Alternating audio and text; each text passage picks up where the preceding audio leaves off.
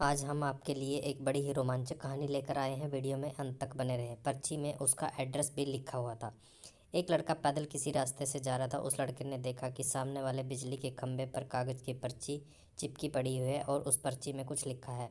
वो लड़का थोड़ा नज़दीक जाकर पर्ची में क्या लिखा है देखने लगा। उस कागज़ की पर्ची में लिखा था, कल इस रास्ते से गुजरते वक्त मेरे 100 रुपये कहीं गिर गए। मैंने ढूंढने की बहुत कोशिश की लेकिन मुझे वो नहीं मिले। इस रास्ते पर कहीं भी किसी को भी 100 रुपये मिले तो इस पते पर पहुंचा देना।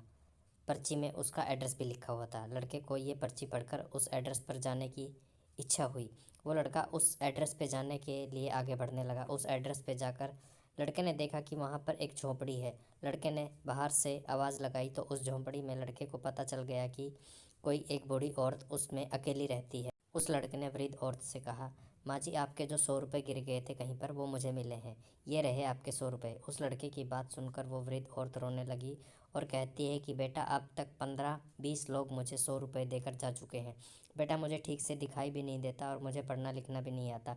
पता नहीं किसने मेरी ऐसी हालत देखकर मेरी इस तरह से मदद करने की सोची। लड़के ने 100 रुपये रखने के लिए कहा। वो वृद्ध औरत नहीं मानी। लड़के ने बहुत आग्रह करने पर आखिर में वो वृद्ध औरत मान जाती है, लेकिन वो उस लड़के से कहती है कि तुम जाते वक्त वो पर्ची वहाँ से फाड़ दे। पता नहीं किसने मेरी ऐसी हालत देखकर मुझ पर तरस खाकर ऐसा किया।